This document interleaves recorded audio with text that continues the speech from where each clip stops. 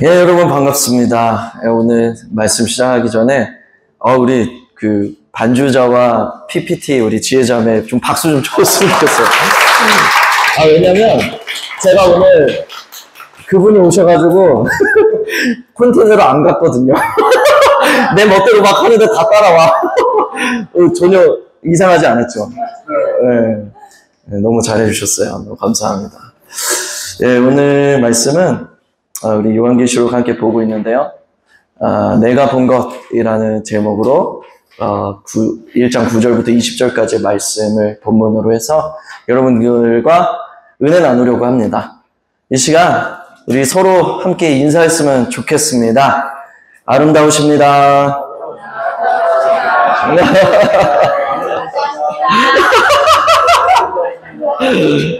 예, 너무 예뻐요.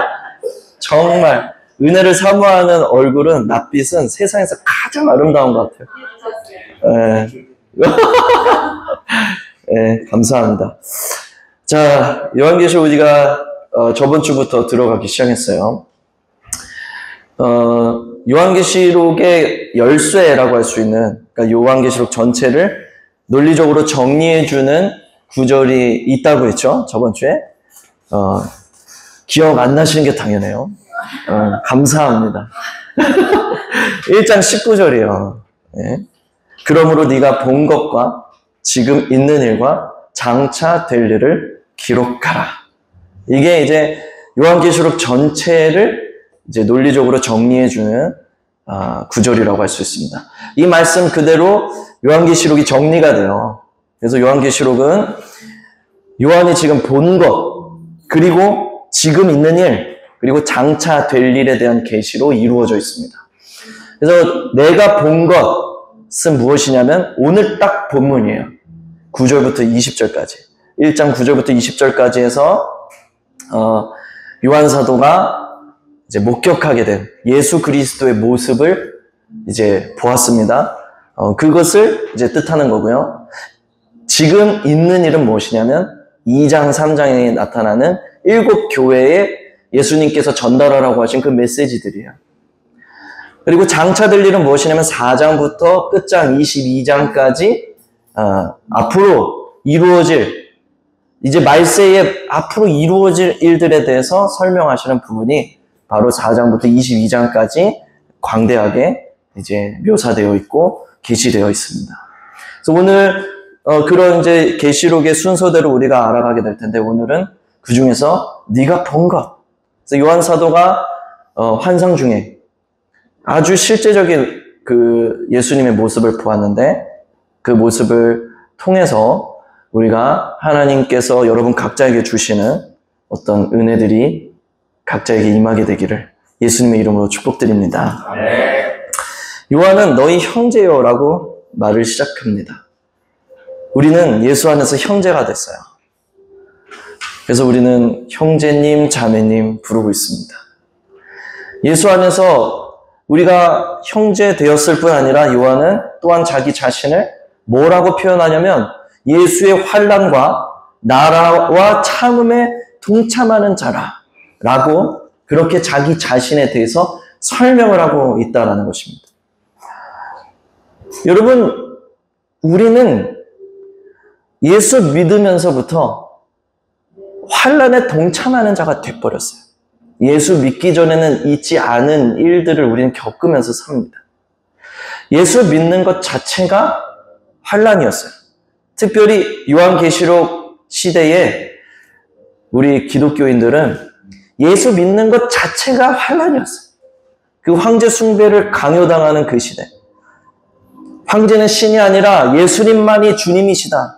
예수님만이 나의 하나님이시며 주님이시다라고 고백하면 신성 모독으로 재판을 받고 사형을 당하게 되는, 끔찍한 일을 당하게 되는 그런 시대에 예수 믿는다는 것 자체가, 나는 예수 믿는 사람이야 라고 고백하는 것 자체가 환난이었다라는 거죠.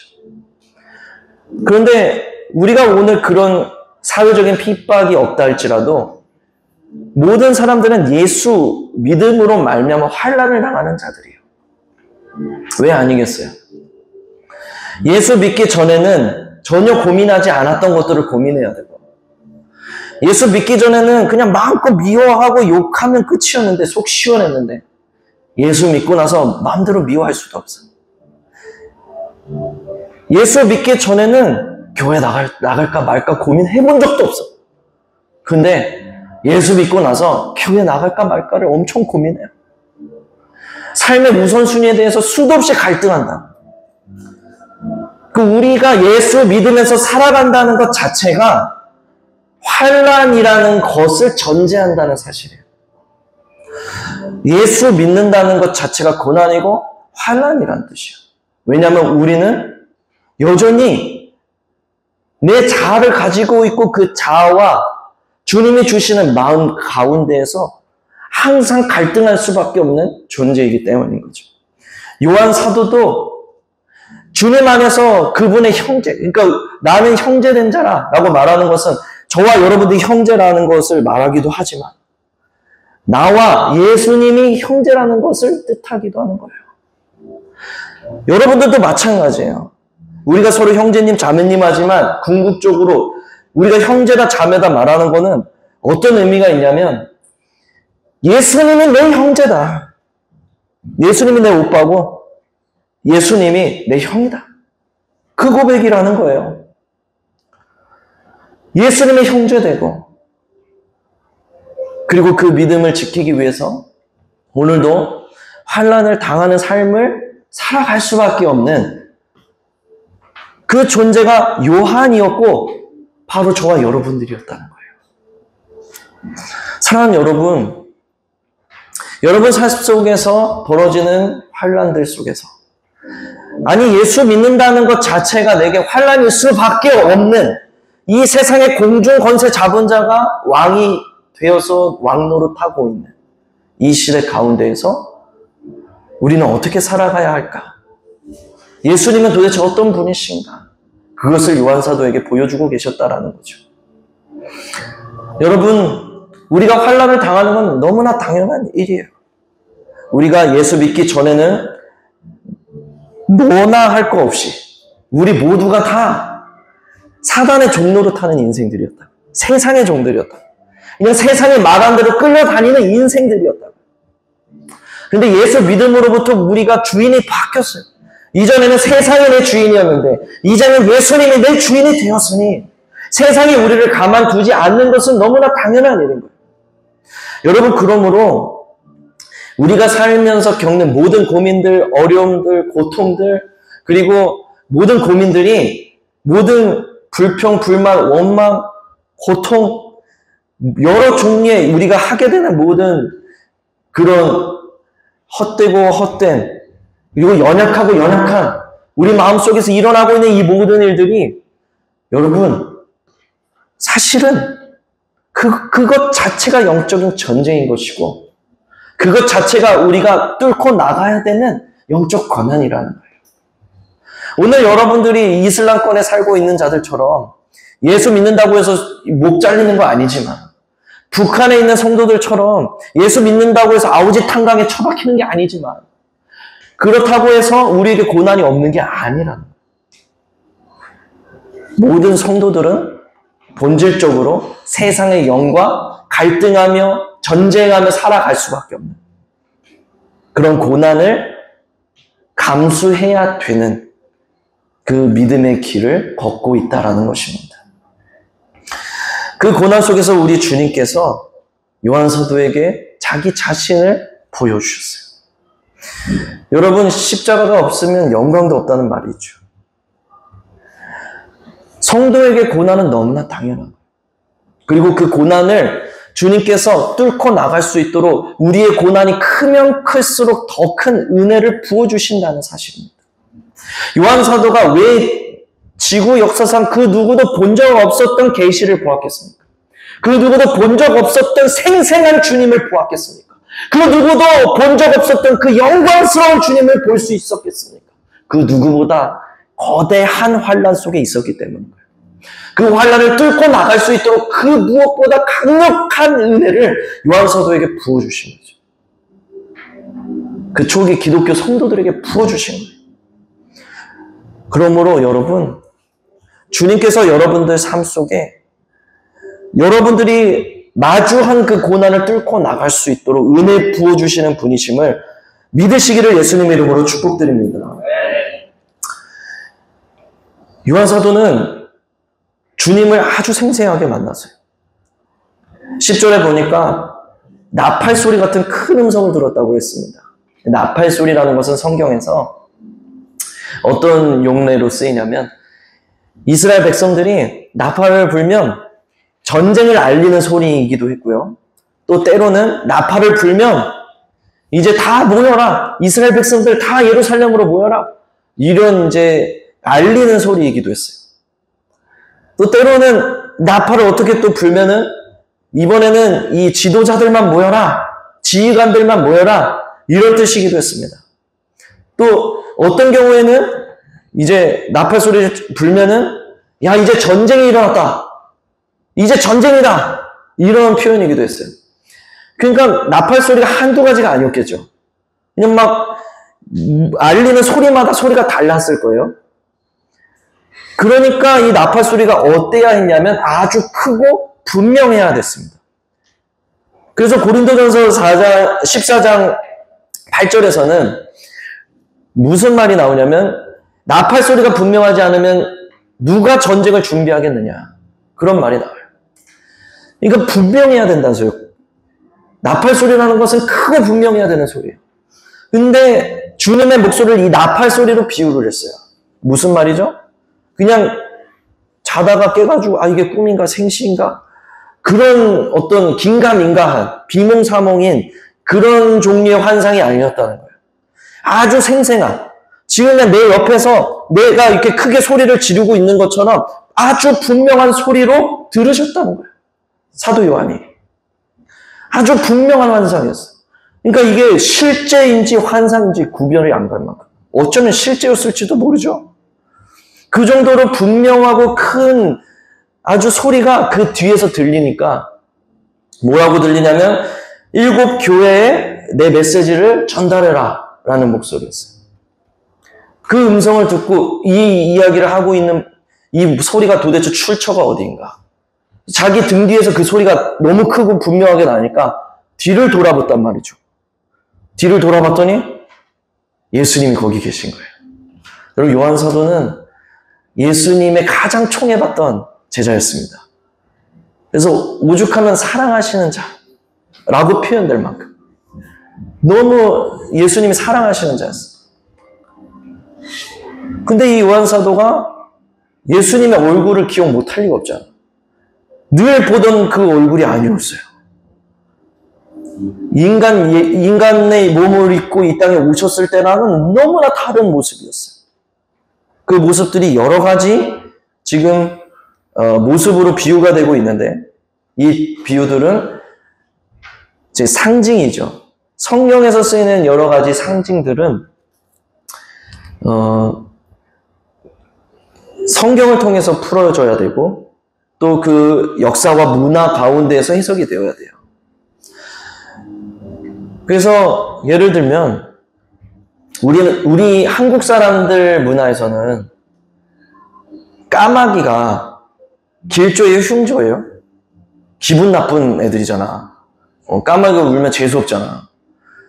근데 영국 가면 까마귀가 길조야. 그리고 또 우리나라에서는 동그라미가 찬성이잖아요. 근데 과테말라에 가면 X가 찬성이에요. 그래서 거기 이민간 한국 사람들 애들이 그렇게 처음 가서 부모님한테 두드려 맞는데 시험지 가져오면 다 X야. 이놈의 새끼가! 그래서 막 두들겨 패는 거야. 나 알고 봤더니 맨 뒷장 보니까 100점. 미안해.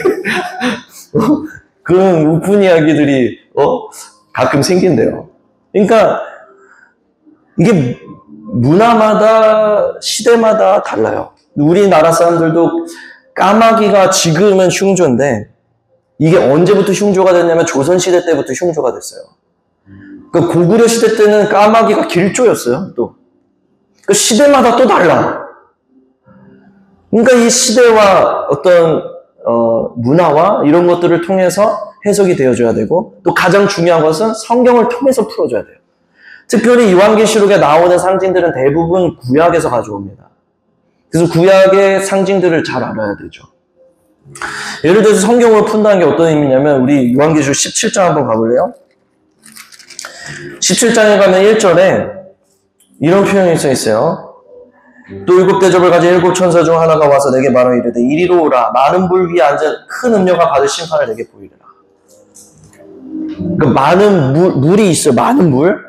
그 위에 많은 물 위에 어떤 음녀가 커다란 음녀가 이렇게 앉아 있는 거예요. 뭐가 연상되세요?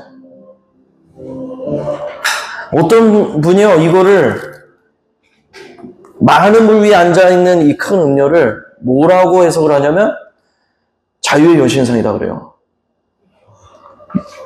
근데 이거 자유의 여신상인가 아닌가 알려면 어떻게 해야 돼? 이 많은 물이 진짜 물인가를 보면 되겠죠. 이 많은 물은 진짜 물일까요? 아닐까요? 아니죠. 딩동댕. 내일 초코파이 하나 줄게. 왜 아니냐면 15절 보세요. 17장 15절 이렇게 써 있어요. 또 천사가 내게 말하되 내가 본 바 음녀가 앉아있는 물은 백성과 무리와 열국과 방언들이니라. 그러니까 이 물은 실제 그냥 물리적인 물이야? 아니야? 아니죠. 그러니까 뭐 이게 자유의 여신상이 아니야? 아니죠. 헛소리 하는 거야. 아무리 유명한 교수가 와서 이거 자유의 여신상이라고 말해도 헛소리 하는 거예요. 말씀이 아니라고 하는데. 그쵸? 그러니까 이런 식으로 풀어지는 거예요. 그래서 1장 우리가 12절에도 보면 7개 교회에 메시지를 보내라. 그리고 뒤를 돌아보니까 예수님 계셨어요. 근데 예수님이 이제 어디 사이를 거니시냐면 13절에 보니까 촛대 사이에 인자 같은 이가 이래요. 그러니까 촛대 사이에 있고 그러니까 12절에 보니까 7 금촛대가 있고 그 사이에 예수님이 이렇게 걸어 다니시는 거예요. 이 촛대는 무엇일까? 뭐라고 풀어야 될까? 네, 맞아요. 왜 교회라고 풀까요? 그것보다는 더 분명한 성경의 해석이 있죠. 20절을 함께 볼까요? 내가 본 것은 내 오른손에 7별의 비밀과 또 7 금촛대라. 7별은 7 교회의 사자요. 7 촛대는 7 교회니라. 그러니까 요한계시록 1장부터 22장까지 이제 우리가 상징을 풀 때 촛대가 나오면 무조건 뭐야? 교회인 거죠. 촛대가 나오면 교회예요. 7별을, 그러니까 별이 나오면 뭐예요? 7별? 7별은 7 교회 사자인 거죠. 그러니까 이런 식으로 상징이 말씀을 통해서 풀어줘야 되는 거죠.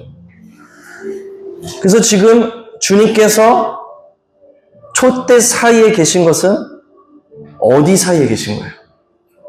교회 사이에 있는 거예요. 예수님이 지금 교회 사이에 계시다고요. 요한 사도가 본 것은 예수님이 교회 사이에 계신 것을 보았어요. 왜 이렇게 어렵게 암호화시켜놨을까?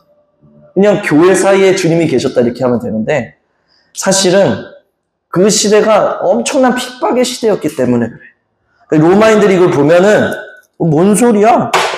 이렇게 내려놓게 만들 수 있도록 기독교인들만 보면은 주님이 교회 사이에 계셨구나 알 수 있도록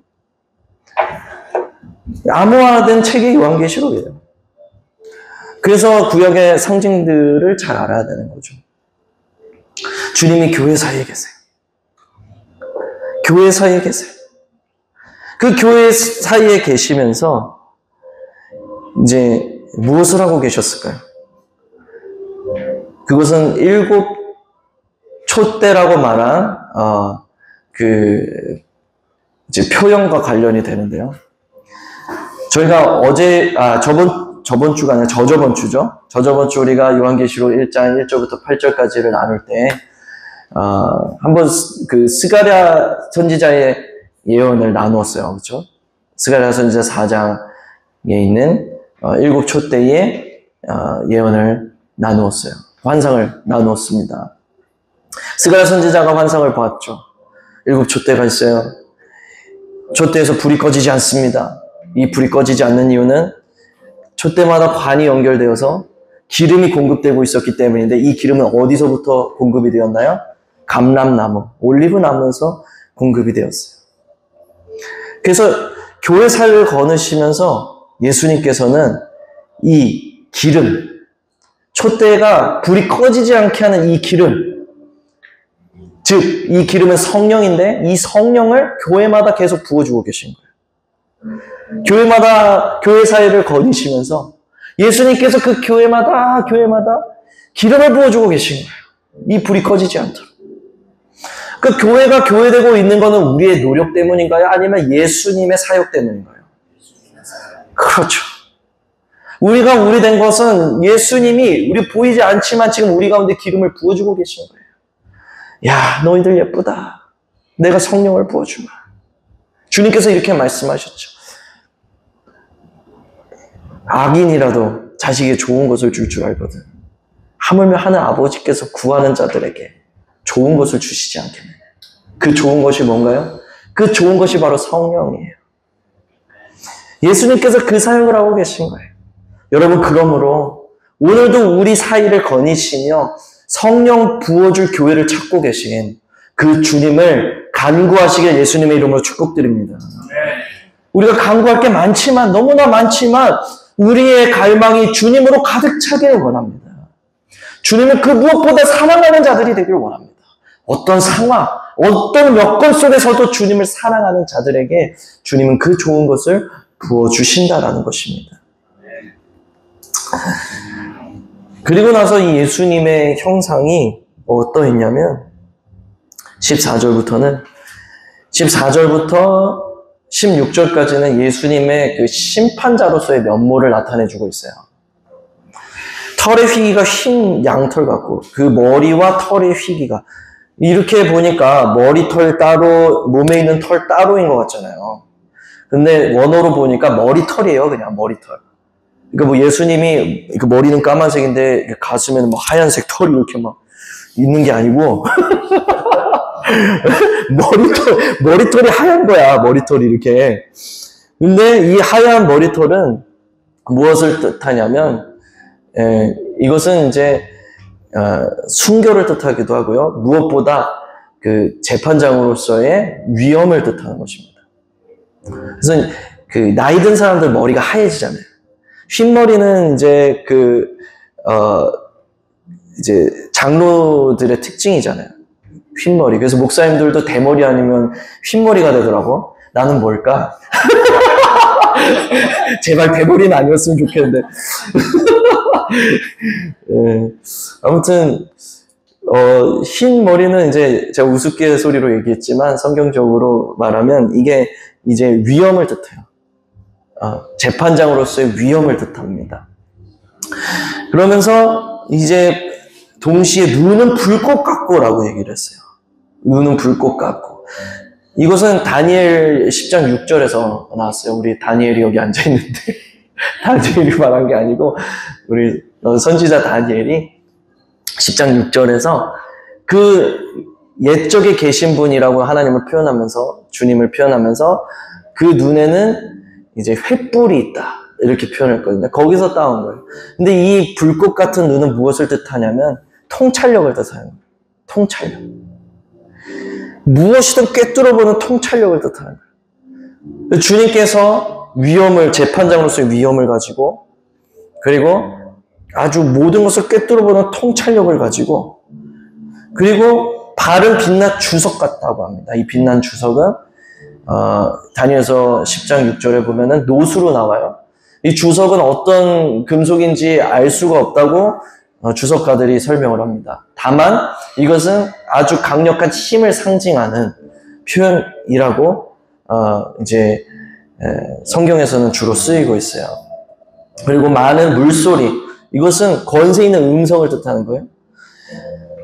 그리고 입에서 좌우의 날성검이 나옵니다.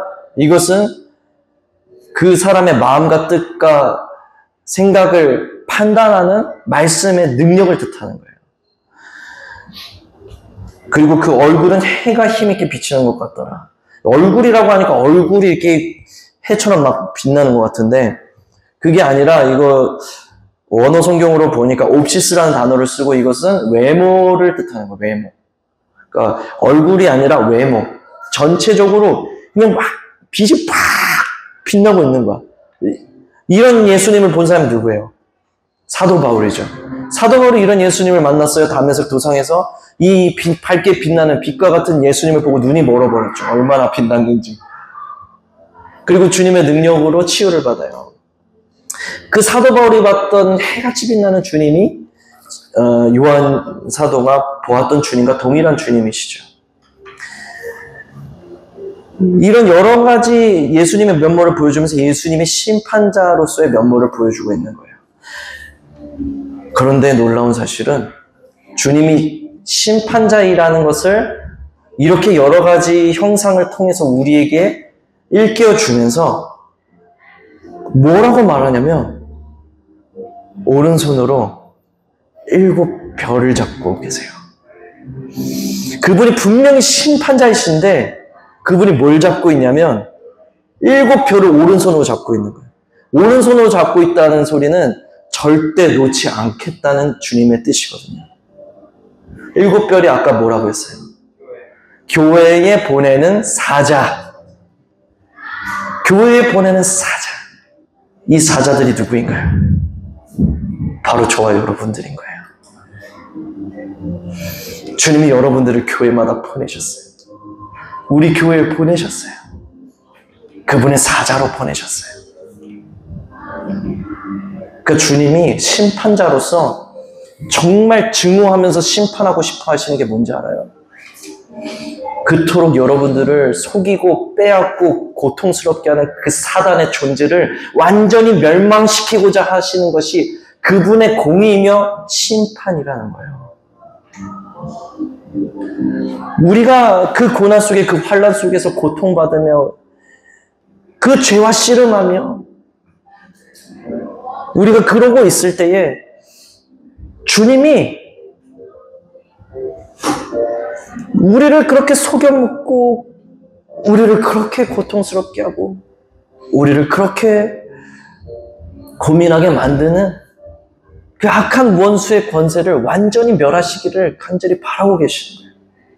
그 원수는 그 압도적인 힘과 권능으로 밟아 멸하시고 그의 자녀들은 끝까지 그 고민 속에서도 늘 고민하며 늘 고통하면서도 주님 바라보며 넘어졌다가도 다시 일어나서 그분 찾으며 오늘 통곡하고 다시 일어나서 주님 붙잡는 그 자녀들을 절대로 내가 놓지 않으리라.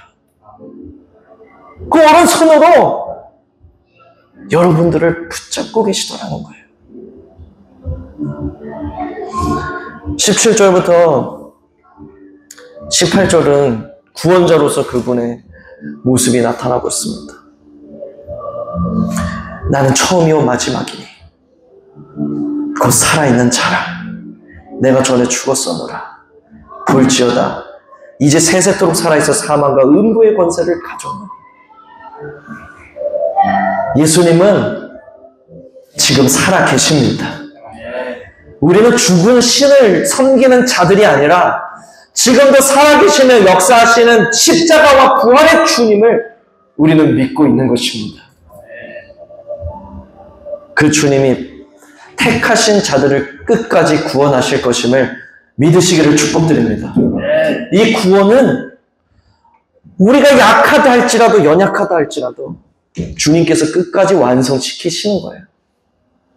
그분의 권세와 그분의 능력으로, 그분의 지혜로 그분이 우리를 완성시키시는 것입니다. 저와 여러분들 약하죠. 수도 없이 넘어집니다. 저도요, 싫은 소리 들으면 그 사람이 즉시 미워져요. 그리고 나서 속으로 많이 싸우죠. 그리고 다시 주님 붙잡고 용서에 이르기까지 많은 씨름을 하는 거예요. 여러분들이라고 다르겠어요? 치열한 삶의 현장에서.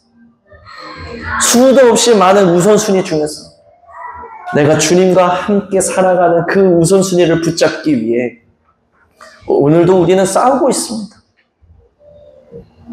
나 같은 놈이 될까? 나 같은 놈이 괜찮을까?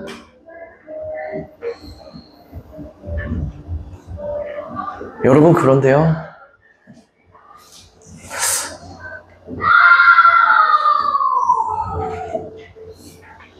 많은 사람들이 또 많은 순간 여러분들에게 그런 목소리가 들려올 거예요. 근데 그 목소리들은 전혀 중요한 게 아니에요. 하나도 중요한 게 아니에요.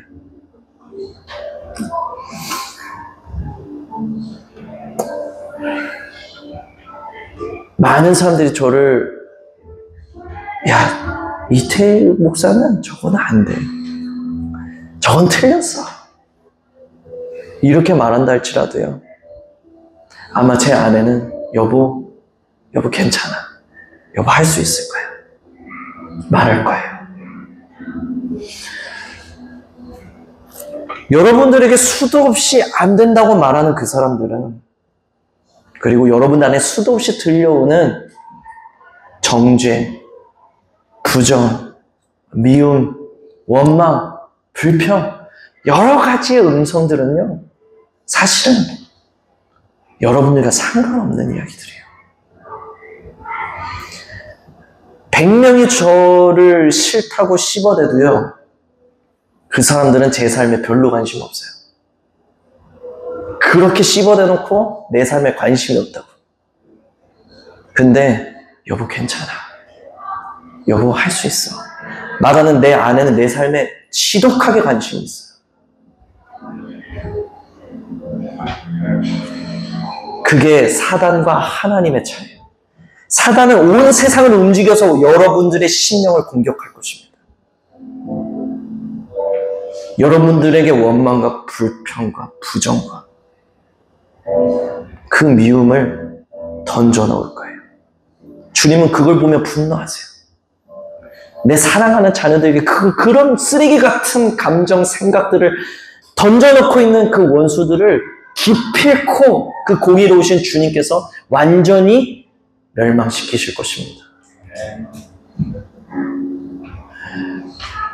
우리가 들어야 되는 음성은 딱 한 가지예요.